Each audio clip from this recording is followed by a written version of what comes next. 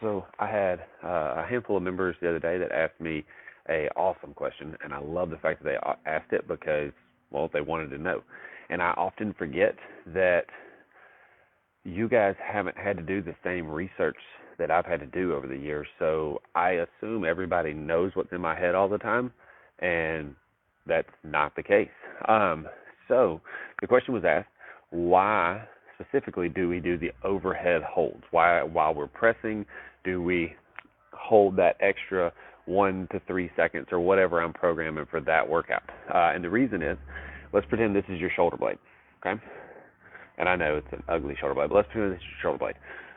One of the primary muscles involved in stabilizing the shoulder blades and articulating it is the lower trap, and it, for the most part, attaches right here. And it, when you try to press overhead, it pulls the shoulder blade, allowing you to press overhead. The best way to strengthen the overhead or that lower trap is time in that locked out position. That's where it is most involved, and that's where it builds its strength the best. But most functional fitness athletes, clients, members, whatever word you want to use for it, spend a fraction of a second in that top position. So this lower trap doesn't get a whole lot of strength work. Contra to that, your upper trap can try to pull your shoulder blade, can try to articulate it, and it attaches up here. And so we end up pulling through there. And when you try to lift your arm up, you get that. That upper trap gets a massive amount of strength work through farmer carries, deadlifts, cleans, snatches, just about anything where you're moving a weight from the ground up. If that upper trap gets stronger and stronger and stronger because it's getting so much time under tension, it takes over. A condition called upper trap dominance.